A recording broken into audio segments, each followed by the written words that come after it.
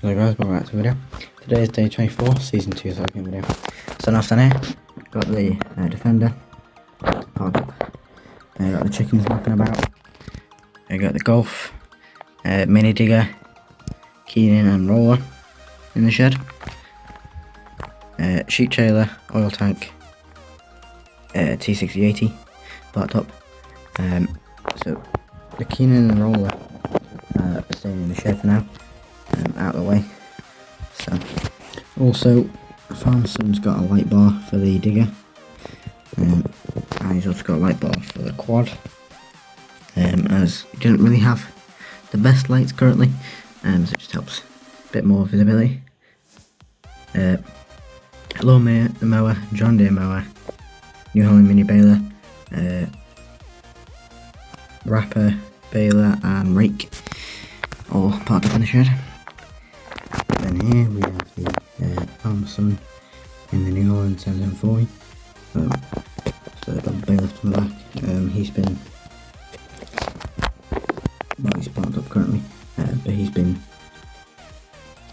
moving some bales for the other farm. Well, I say moving some bales, moving them from a field into the yard. So he's been doing that. He tends to like being on the double bailiff there, so it's a good setup for the 740. First spread on fert bags, they still need to order a couple more fert bags. Beard edge gutter still parked up, will be out soon within the next couple of months. Trail Farger will be out soon as well. 6016 and 6 yes. Also parked up. In the shed we got the usual. Obviously the telehandler has taken the keening spot, so she can be parked away now. Dump trailer doesn't really need to be in there, doesn't matter if it gets a bit of water in it. Bale trailer doesn't really need to be in there, but it's quite long, so it kind of fits perfectly in the shed, and it's kind of always lived there. Also, I don't know if you guys have ever noticed, but in one of the storms we had, I think it was late last year, I'd say like November, December time, one of the roof panels has slightly come off. The farmer does know about it, but I don't think he's bothered sorting it yet. For some reason, but yeah, hopefully that doesn't come off and hit the trailer or something, or fall off and hit a cow when they're next in there. Tie on the bucket, and bucket rate sort of just abandoned. Sheets have been blown over onto the trailer there, as they need to be moved out of the way. Pit silage and bales will be expanding. Well, the pit silage will be the second cut, and that'll be the last bit of silage we do for ourselves. Might do a bit and sell it on, or do bits for others, but mainly for this farm it will be just 2 cuts this year, and obviously 3 cuts for the bales. He will obviously do more during the sort of summer, but when they're in the other fields, when they're doing baling, he's decided that he's going to sell it on. I can't remember if I told you, but yes, he's going to sell those bales on and keep the ones he does here. We've got the bale specs there as well, and we've got the D6175 here. Matt's in this, and he's just got the I've Williams flatbed trailer on the back. So he's just been moving some bales for someone. Don't know how many, but yeah, he's just been moving some bales for someone. I think he was moving them sort of from a sort of, I don't know what you call it, a corner of a field basically, where they have it fenced off for bales, and he's moving them through yard. Obviously they loaded it up, but we offered to help with the trailer, so we got a bit of money for that. Then we've got the other chickens knocking about next to Matt's Mitsubishi. Marshall muck spreader, and not your usual car, but just parked there.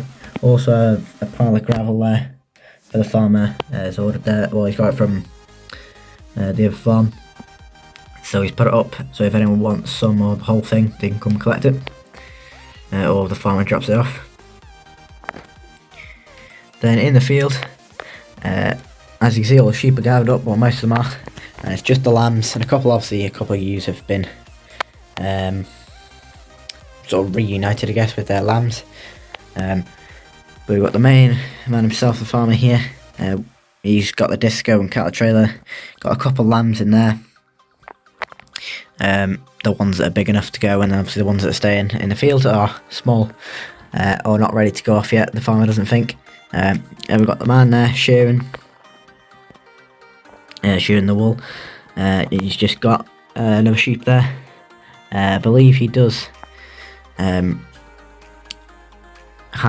he's keeping the wool in his boot of his car for now, as the bag is at the other farm. So the farmer's wife rang the people at the other farm asking if they could drop it off, so they're on their way, but for now he's just chucked it in his boot.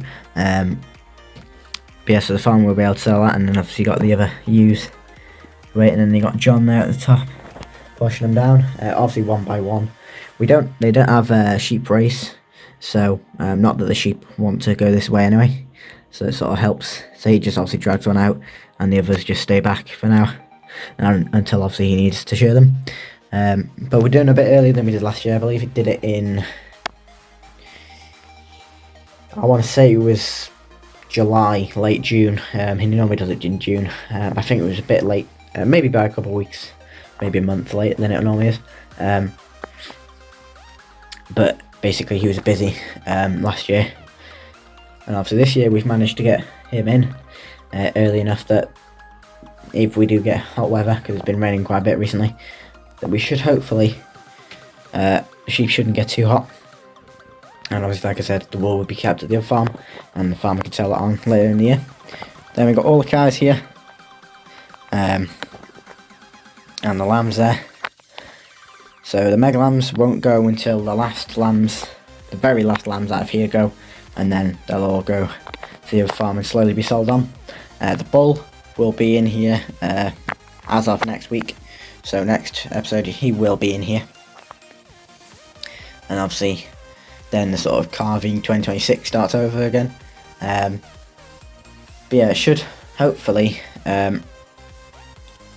be a better year next year, as the weather's been pretty decent, but obviously it's not been super duper hot, and obviously the farm seems a bit more busier this year than it was obviously a couple of years before.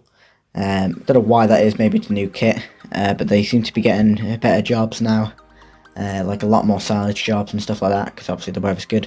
So hopefully the farm will improve over the next couple of weeks and months. So yeah, nice to see a bit more going on than it usually is. Obviously the farm isn't too busy because there's not too much going on at the minute. And then here we have an absolutely beautiful sight. We have the Scania. He's not he does deliveries for the dealership, and basically he's not their delivery man, but he does the odd occasional one. It's just he has a truck and he does jobs for people who need jobs doing really. So he's recently bought himself a triple axle low loader, as you can see, and he's got an in-question sort of load, I guess. So he's got 2 straw big bales, a 70th anniversary Valtra, 2 grass big bales, and a Class Arian 660. So the 2 tractors are from the dealership, and he's actually going quite far away. He's going to drop the tractors off first, tractors, and then he's going to hope they have a telehandler to take the bales off, and then he's going to move the bales to the back and then the Valtra to the front, and the bales will go into the same farm. He was asked by a local farmer if he could deliver some straw, because he only had 2 left, and then another farmer had 2 big grass bales, so that's what he's doing today. He wants to do the tractors first and then leave the bales for last, so he has to move the grass ones and put them further up on the line. But yeah, it's nice to see that they finally got a low loader, and it's an interesting load there. It's almost like they strategically put bales in between each tractor to sort of stop them from getting damaged, or same with the back ones there, although that one's almost coming off, I imagine. But yeah, so this isn't part of the video, but if anyone's wondering where I got the low loader, it's a conversion got off someone on Facebook, made from Britain's Cane low loader. And yeah, so I didn't do this myself, I just bought it. I think he's only done this one, so he did it himself, I believe. But yeah, he doesn't do them custom made, I just happened to find one. But luckily, I found one, and I've been after one for a while, so now I can actually do sort of proper sort of loads on the trailer instead of it just being the Scania. And there's another shot of the New Holland badge there on the back. Of the Scania. So yeah, so hope you enjoyed this video guys, so forget to like, comment and subscribe, and bye.